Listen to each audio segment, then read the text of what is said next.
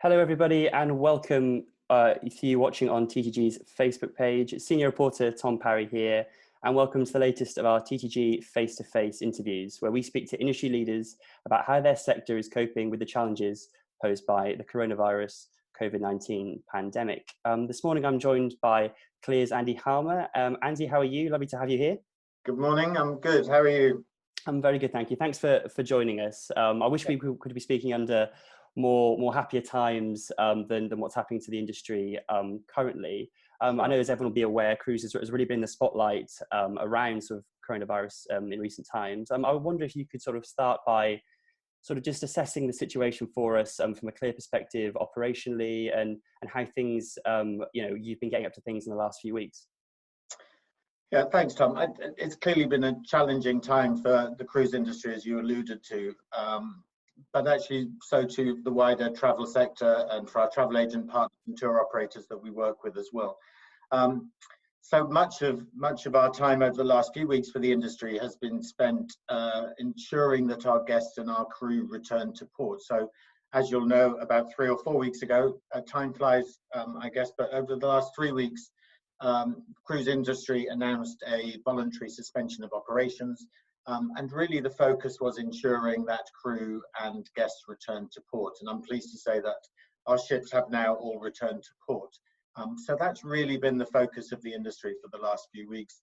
And again, I think it just follows on the philosophy of the industry, which is to put people first. And I think those people who know cruise or have cruised, and those travel agents who sell cruise will know that as an industry, we really have this razor sharp focus on putting people first and the health and safety and well-being of all of our guests and crew. So I think that's clearly where we've been at for the past few weeks. And you mentioned the voluntary suspension operations there, Andy. Where sort of are we at with that now? We just had something through from P&O and Cunard, Clia members, to say that they're suspending until the 31st of July. In terms of your sort of own suspension, can we expect that to go beyond that? Or I suppose it's so difficult to tell, right? Yeah, it is. It's very difficult to tell. I think this has always been a fast-moving situation since we first got the news from China.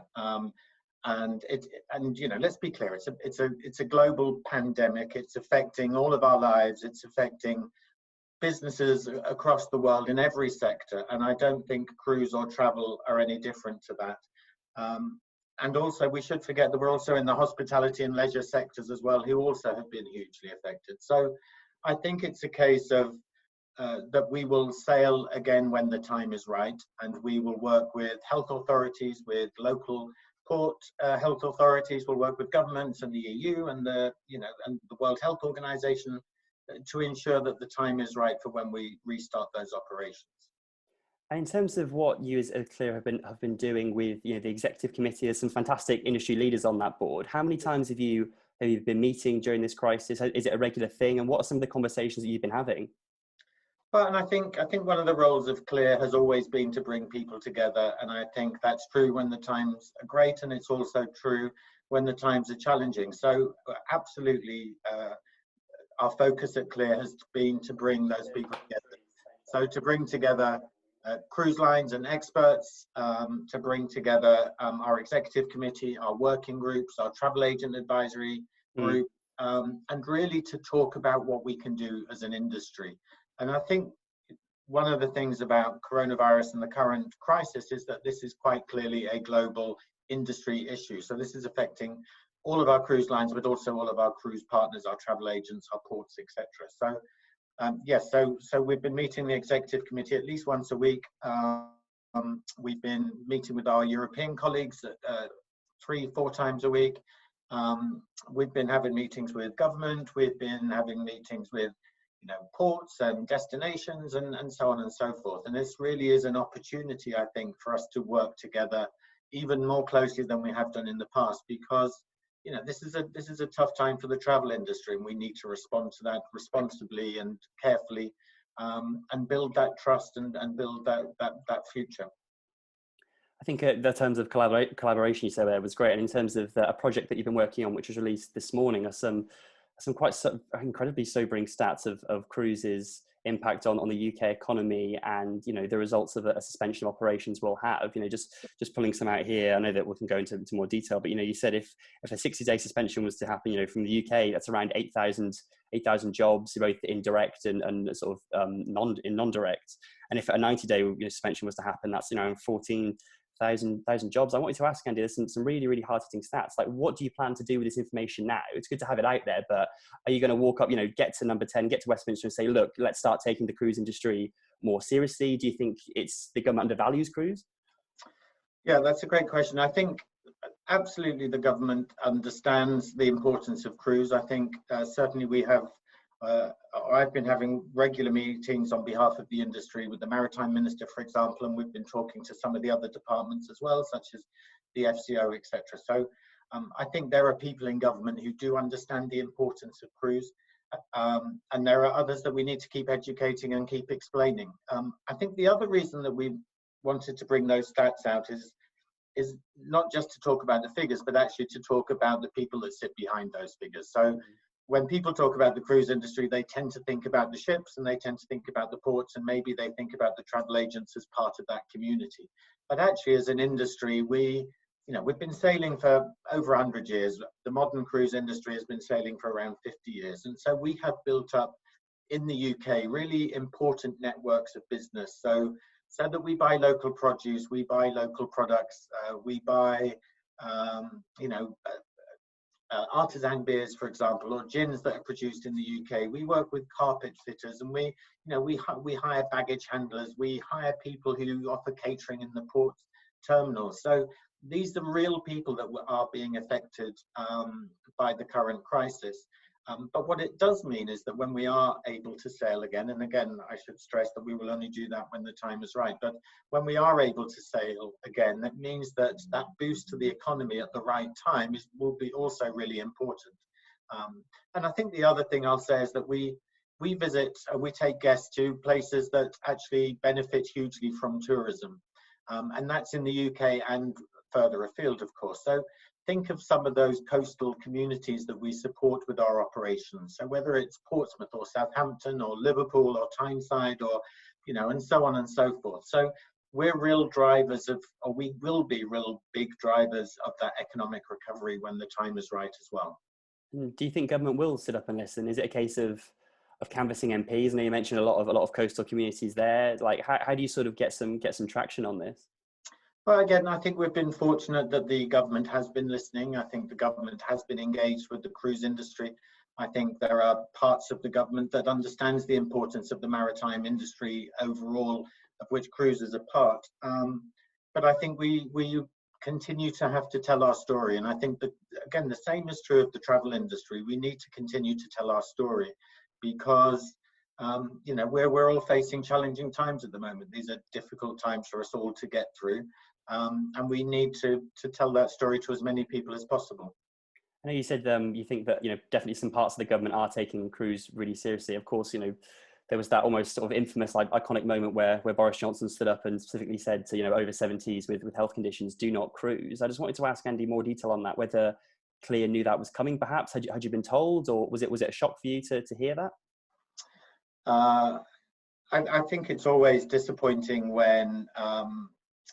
I think it's always disappointing when it's clear that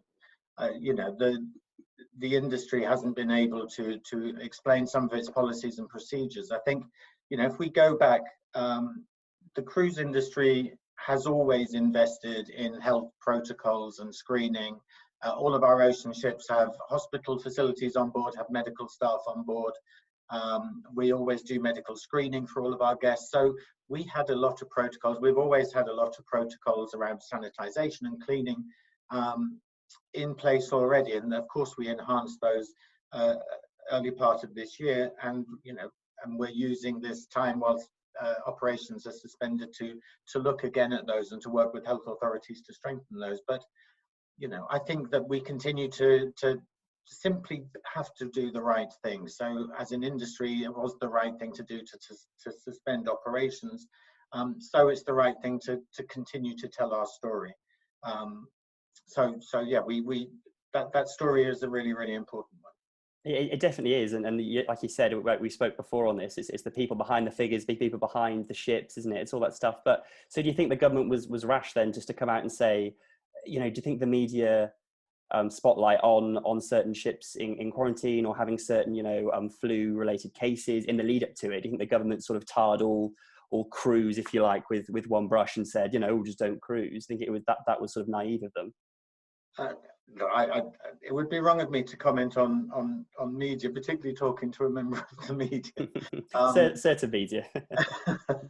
I think it goes back to, we have to continue to do the right thing, and we need to continue to show that we're doing the right thing. I think cruise is one of the most transparent industries that operates. So we keep medical records on our ships, and we release them to the ports and the authorities that we're sailing to next. So we continue to be a really transparent industry. We've invested heavily in all of the areas that we've spoken about. And also, I think we're an industry that shows great initiative and shows great creativity. So we have invested in areas, and as I say, we need to keep telling that story. And like I said, mentioning the story as well, I know that, there's this, it seems, especially us in the trade, sort of the tired cliches that you see in some consumer press stories surrounding cruise and surrounding obviously travel as a whole, but specifically cruise during the crisis. The horrible term of floating petri dishes, which is obviously something that we do hear a lot. In terms of those journalists writing those pieces, I know there's been some quite vitriolic articles. Do you think it's up to Clia to perhaps widen the net of journalists who you invite on board ships and try to make things, I don't know, more mainstream is the wrong word, but do you see what I mean, in terms of increasing which journalists are covering cruise, so then people don't have these sort of misplaced misconceptions really of cruise? Well, I think the first thing I'll say is, actually, if you look at the coverage that we've had as an industry across media over the past couple of months, some of it has been incredibly well balanced. Some of it has been very, very positive. And yes, occasionally there are some negative pieces. Again, it's about ensuring that we as an industry are doing the right thing, and that we tell our story, and that we encourage others to tell the story. Because I think one of the things about the cruise industry when I joined 10 years ago was that most people didn't understand a cruise holiday. They didn't understand the efforts, the work that's done on a ship. They didn't understand the relationship and how important cruise is to some of the communities and some of the destinations we feature. And I think that's something we've always had, and will probably have for a very long time to come. So it's about, as I say, it's about that education piece. It's about ensuring that we're doing the right thing and telling people. The only other thing I'll say is that we have some great advocates. We have customers and guests, and we have travel agent partners, and we have media colleagues and influencers who do understand the cruise experience and do talk about it. And I think those are important people for this as well. Are you worried? I know new to cruise is always the buzzword, isn't it? And the market's doing so well in terms of attracting new cruisers and people who will sort of go on to tell that cruise story. Are you worried that this might perhaps have an impact, or sort of tarnish that new to cruise drive that the industry's been having with people? They might just read the tabloids, or they might just read national broadsheet newspapers, and then they read one bad story out of from the many very good stories, and then they just decide not to do.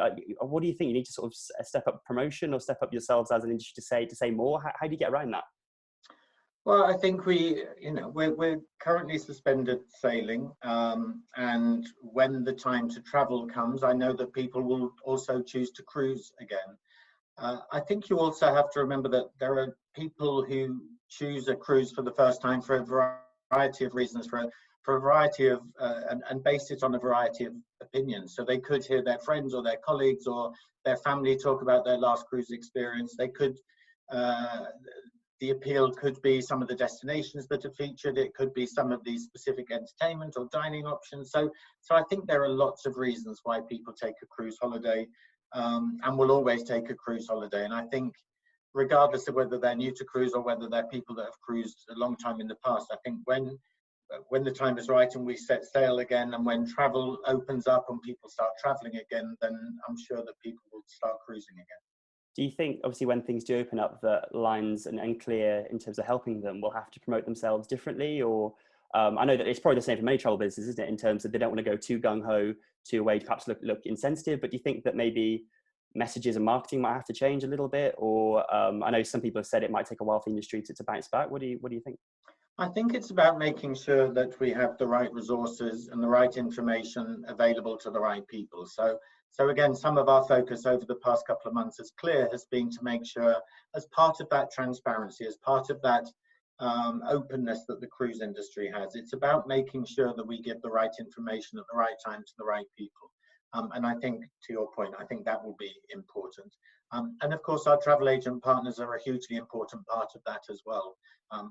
There's a lot of travel advisors, tour operators, people selling holidays who know cruise inside out. So we just need to make sure that, again, we're giving them the right information, the right messages, so that they can talk to their customers and that they can, continue to learn more about this ever evolving situation.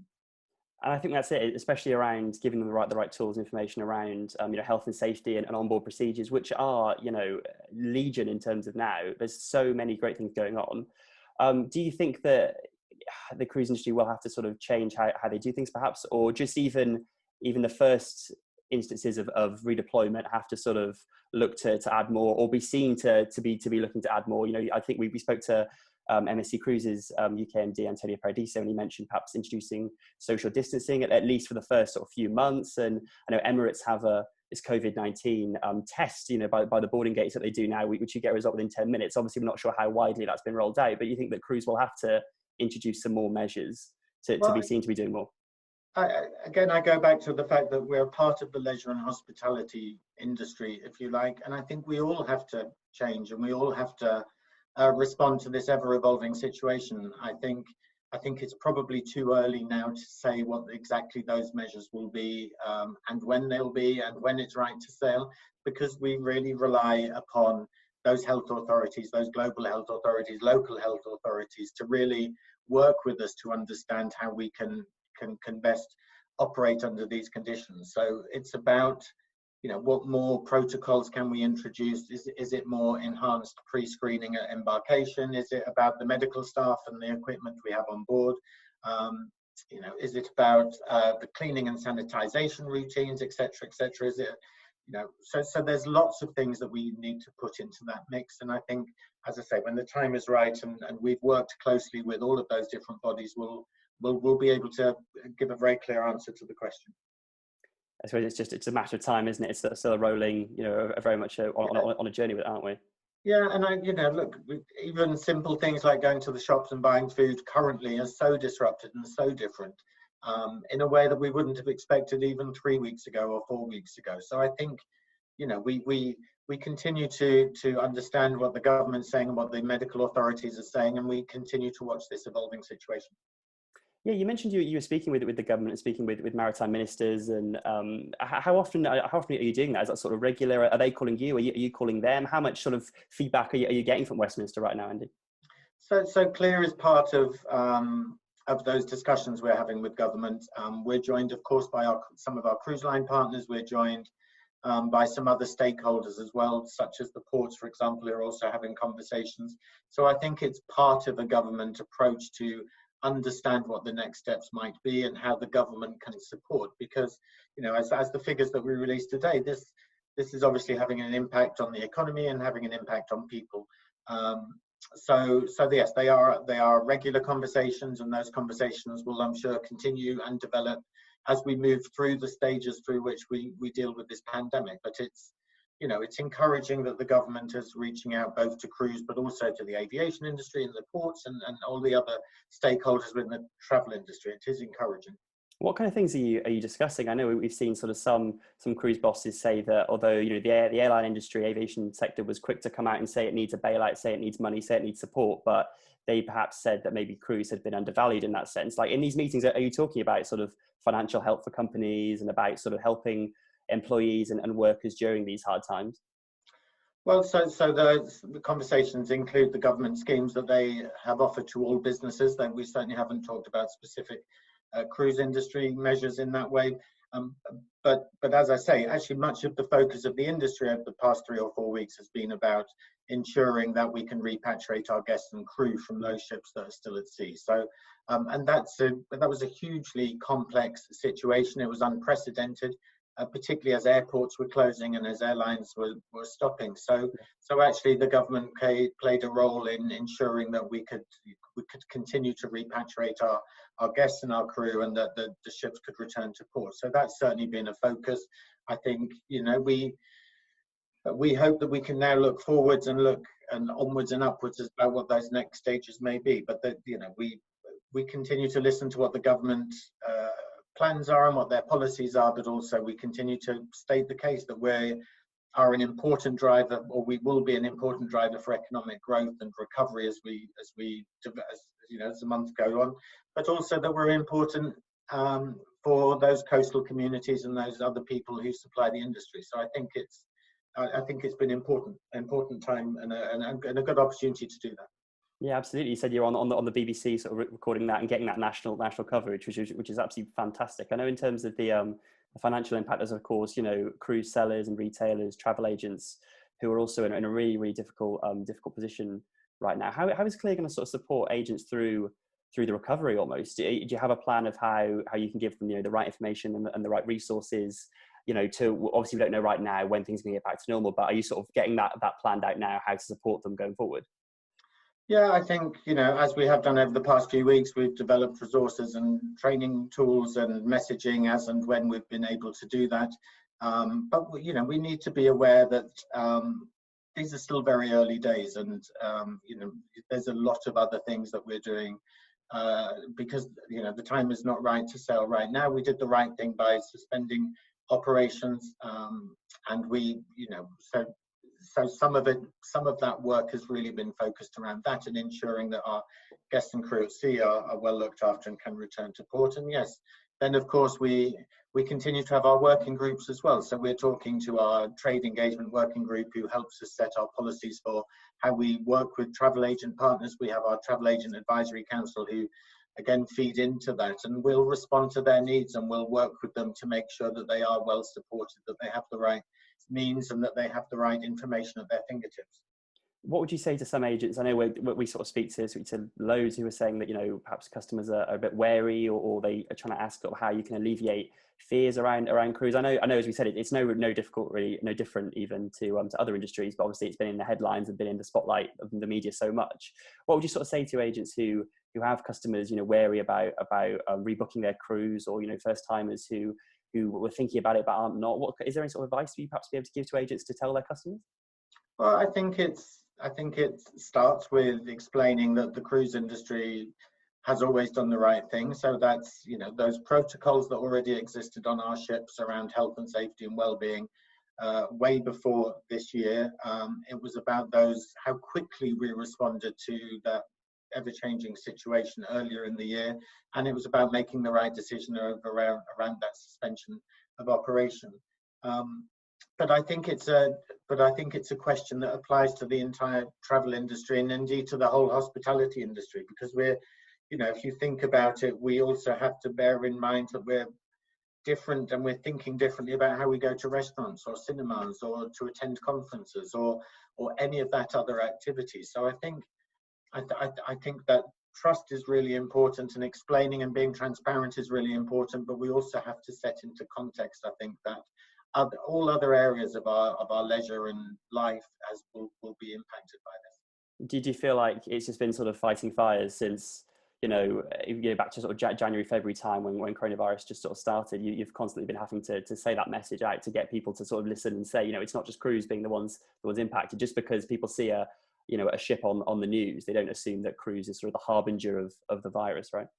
Well, I think the whole industry, the whole travel industry has had a tough year. I think it's been a challenging year for everybody.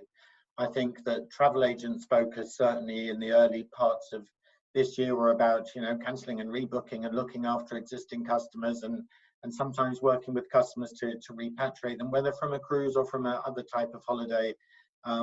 So I think everybody's been working incredibly hard, and I think when you're in the middle of something as intense and as difficult and as challenging as this, then I think, you know, sometimes it's difficult to come up for air and to survey what's around you. I think what's great about the British travel industry and the Irish travel industry is that we've been very quick to adapt. So So from a Clear perspective, I've probably had more team meetings, for example, than we ever had when we were in the office. But again, showing that we're being very adaptable and changing, and my hat goes off to all of those tour operators and travel agents who've worked so hard over the past few months to put their customers first and to really look after them. And I think that's where that focus has been. No, absolutely. That's a fantastic, big up to everyone who's working incredibly hard right now. Yeah, I suppose in terms of, it's difficult obviously with the ball sort of rolling so much, but sort of forward planning then in these executive meetings that you're having with Clear, are you sort of saying, let's try and plan for a few months this, or a few months ahead of that, or a few months ahead of that? Is there some sort of very loose framework that you can put in place, or is it sort of just rolling? Is it brand by brand, or are you guys really coming together as Clear?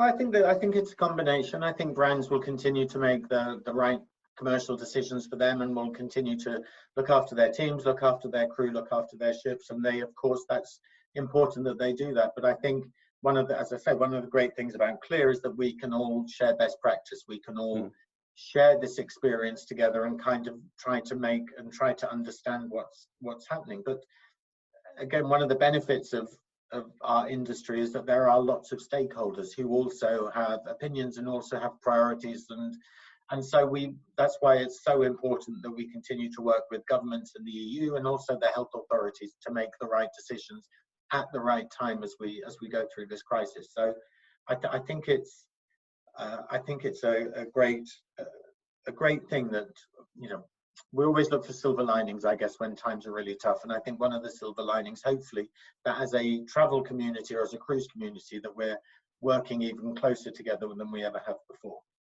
I imagine, obviously, we were speaking before we came on air, as if we're on TV, that this weekend... I'll take on air, that's fine. On air. It sounds good, doesn't it? It sounds good. We were saying, as before we came live, that this weekend would have been the start of this year's Clear conference. Right. Right, and I was obviously incredibly sad that it's been postponed. I was wondering if there's any update on that, and whether you think that obviously when the time is right to host it, it might be in a different guise, perhaps, or who knows what the industry might be like. Or I imagine a very different feel when it is ready to be done. Yeah, it's interesting, isn't it? I think if you look at the event industry, actually, separate to cruise and separate to travel, the event industry has been really hard hit by this, of course, as many other industries have. And we're all getting very used to video conferencing, and we're all getting very used to webinars and to all of those other means. So again, like most industries, I don't think that the event industry will come out of it in the same way as they went into it, just as travel went, and just as our normal everyday life went, supermarket shopping or clothes shopping, etc. So how we engage and how we bring together our cruise community may look slightly different, to your point. One of the reasons that we hold events at Clear is because we want to bring together cruise lines and sponsors and travel agents and media, and talk about what the cruise industry is doing and what the opportunities are next. Now, that need to do that won't change. We'll still want to bring people together, but as you say, it could be that we do that in a different way or in a different format,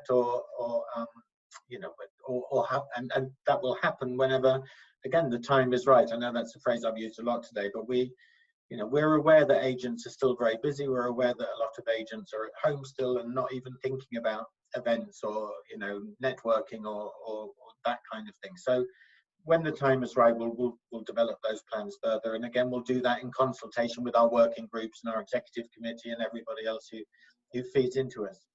That's great. Looking forward to hearing more when the time's right. I just wanted Andy to sort of finish, if you wanted to say anything to agents and the trade right now. Obviously, an incredibly difficult time for agents, for cruise specialists, for everyone, for lines, and for onboard ship crew. Is there anything you wanted to say in terms of from a Clear perspective to the trade?